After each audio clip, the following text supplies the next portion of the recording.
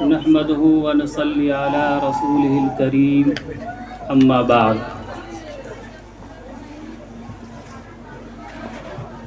Stage پر رونق افروز معزز اور محترم علماء کرام اور آج کے اس دعائیہ محفل میں موجود اور شریک باوقار سامعین اعظام، اللہ تبارک تعالیٰ کا شکر اور احسان ہے کہ اس مبارک محفل میں ہمیں اور آپ کو بیٹھنے کا موقع عنایت فرمایا اور قرآن و حدیث کی روشنی میں قیمتی باتوں کے سننے کی توفیق عطا فرمائی۔ اللہ تبارک تعالی ہمارے بیٹھنے کو، کہنے اور سننے ان تمام چیزوں کو شرف قبولیت بخشے۔ سب سے پہلے میں اس موقع پر تہہ دل سے، دل کی گہرائیوں سے مبارکباد پیش کرتے ہیں عالی ہمت، حوصلہ اور ہمت کے پہاڑ جناب قاری محمد شاداب عالم صاحب قاسمی کو، جو جامعہ تحفیظ القرآن والصنعہ کے بانی و محتمم ہیں۔ میں دل کی گہرائیوں سے ان کو مبارکباد پیش کرتا ہوں کہ انہوں نے آج بہت ہی کامیاب اور خوبصورت جلسہ منعقد کیا جہاں ہم اور آپ بیٹھے ہوئے ہیں۔ میں سمجھتا ہوں کہ سنگم وہار کی سرزمین پر یہ دل اور گردہ، یہ حوصلہ اور ہمت اللہ تبارک تعالیٰ نے قاری شاداب عالم قاسمی کو عنایت کیا ہے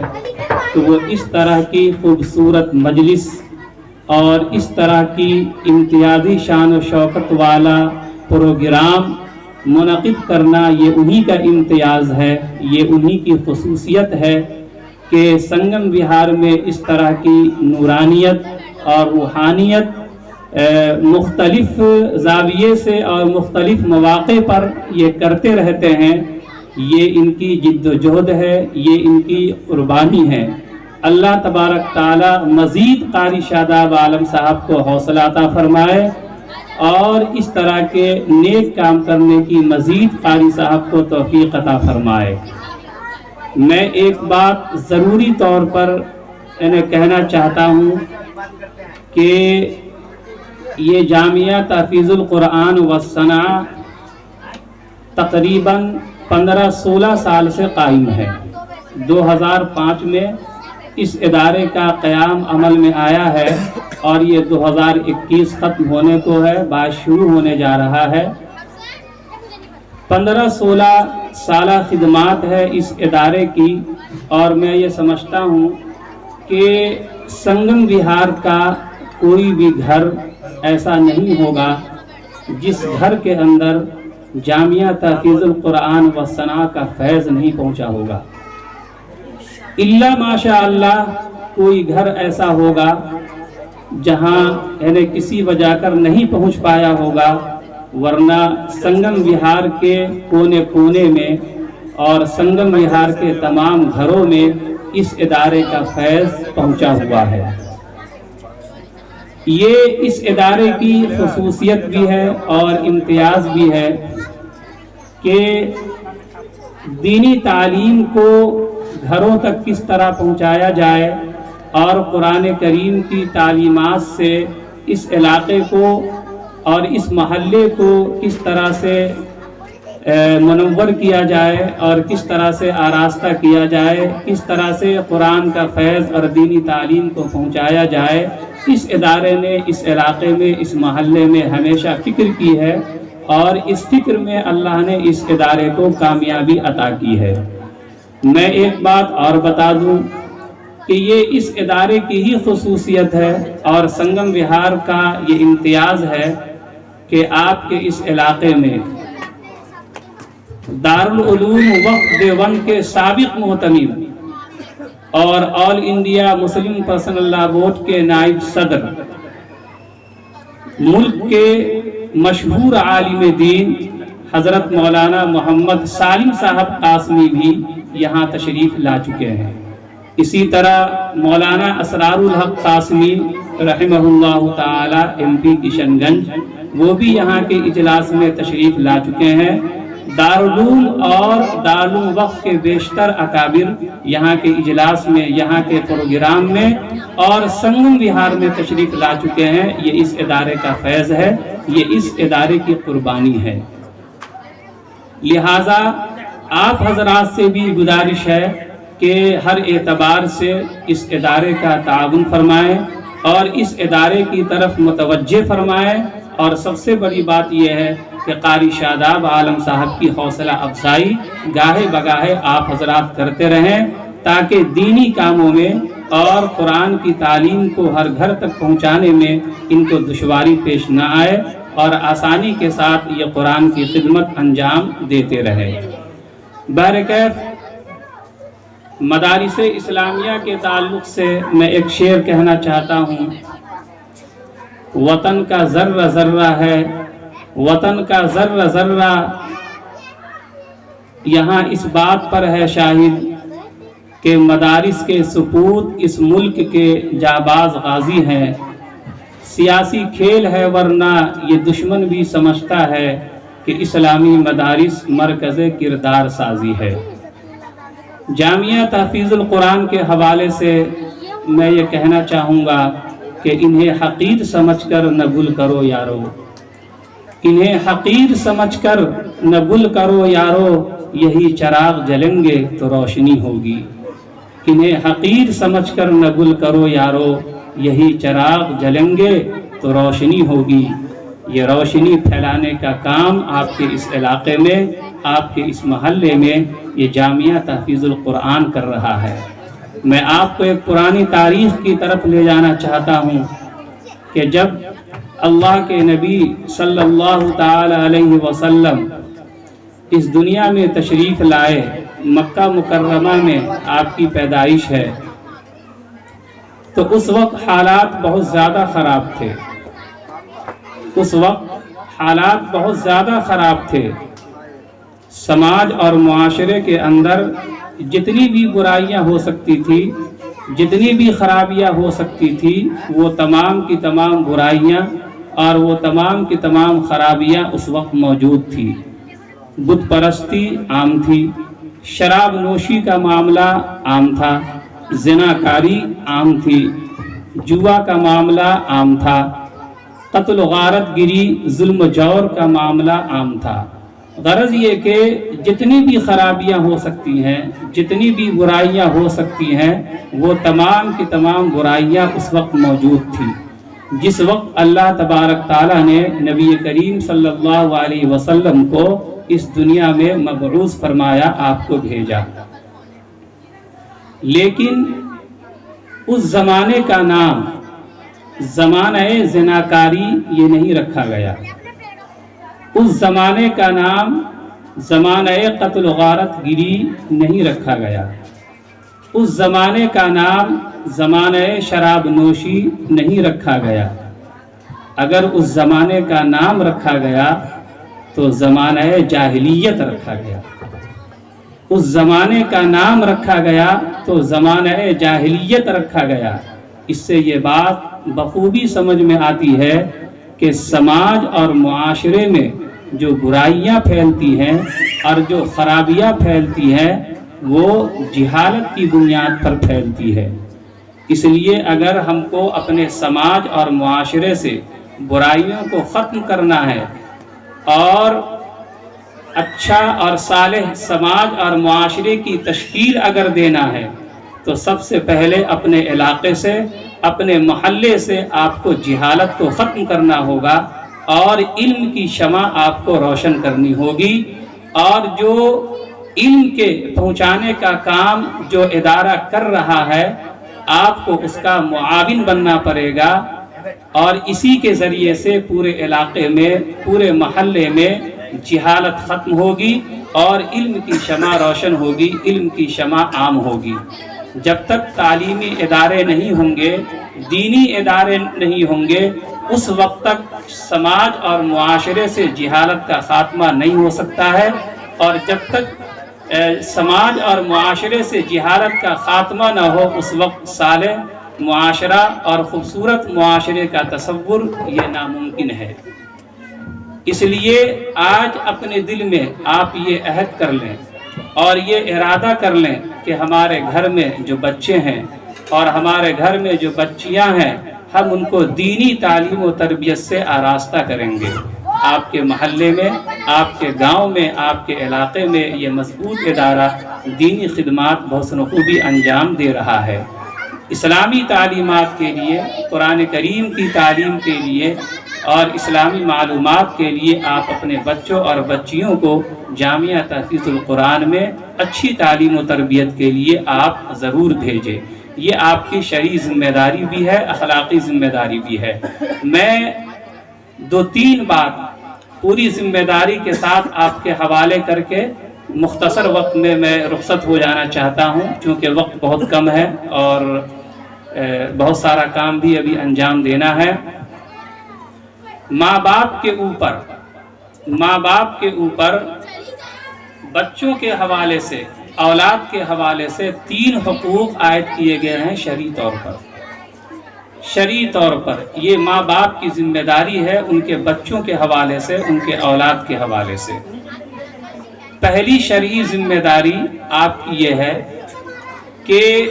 جب آپ کے گھر میں کوئی بچہ پیدا ہو تو آپ اس کا نام اسلامی رکھیں۔ آپ اس کا نام ایسا رکھیں جس سے یہ سمجھ میں آئے کہ یہ بچہ مسلمان ہے اور اسلامی گھرانے سے، ایمان والے گھرانے سے اس بچے کا تعلق ہے، اس کے نام سے ہی یہ پتہ چل جانا چاہیے۔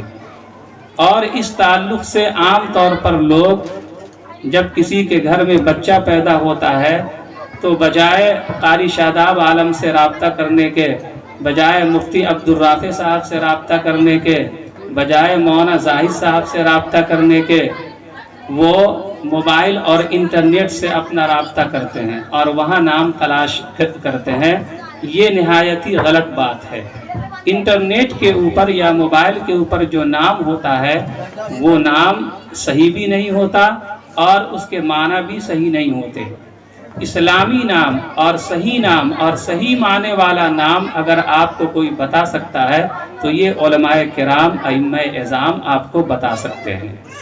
اس لیے ان حضرات سے رابطہ کر کے اپنے بچوں کا نام خالص اسلامی رکھیں، جس سے یہ سمجھ میں آوے کہ یہ بچہ مسلمان ہے، ایمان گھرانے سے اس کا تعلق ہے، اسلام گھرانے سے اس کا تعلق ہے۔ دوسری ذمہ داری آپ کی بچوں کے حوالے سے یہ ہے کہ جب بچہ باشعور ہو جائے، بڑا ہو جائے، عقل و شعور کو پہنچ جائے، تو آپ کی یہ شرعی ذمہ داری ہے کہ ان کے لیے دینی تعلیم و تربیت کا آپ انتظام کریں، صحیح تعلیم و تربیت کا آپ ان کے لیے انتظام کریں، اور آپ یہ دیکھیں کہ آپ کے محلے میں، آپ کے علاقے میں دینی تعلیم و تربیت کی اچھا نظام کہاں ہے، کس محلے میں ہے، کس علاقے میں ہے، کس مسجد میں ہے، جہاں قرآن کریم کی بہت اچھی تعلیم ہوتی ہے، دین کی بہت اچھی باتیں ان کو بتائی جاتی ہے، سکھائی جاتی ہیں، وہاں آپ اپنے بچوں کا ایڈمیشن کرائیں، وہاں آپ اپنے بچوں کو بھیجیں۔ یہ آپ کی شرعی ذمہ داری ہے، یہ آپ کی شرعی ذمہ داری ہے۔ اس لیے کہ اگر آپ اس کام کو انجام نہیں دیتے ہیں، اس کام کو آپ نہیں کرتے ہیں، تو کل قیامت کے دن اللہ تبارک تعالیٰ آپ سے پوچھیں گے اور آپ کی اس حوالے سے گرفتاری ہوگی، باز پرس ہوگی۔ اس لیے جب بچہ عقل و شعور کو پہنچ جائے، بڑا ہو جائے، تو یہ آپ کی دوسری شرعی ذمہ داری ہے کہ دینی تعلیم و تربیت کا آپ ان کے لیے اچھا انتظام کریں، یہ آپ کی ذمہ داری ہے۔ تیسری شرعی ذمہ داری یہ ہے کہ جب بچہ اور بچی جوان ہو جائے، بالغ ہو جائے، شادی کی عمر کو پہنچ جائے، تو اب ماں باپ کی یہ ذمہ داری ہے کہ ان کے لیے دیندار گھرانے میں نکاح کا اور شادی کا انتظام کریں، وقت پر کریں۔ اس سلسلے میں جو گارجین ہے یا جو ماں باپ ہیں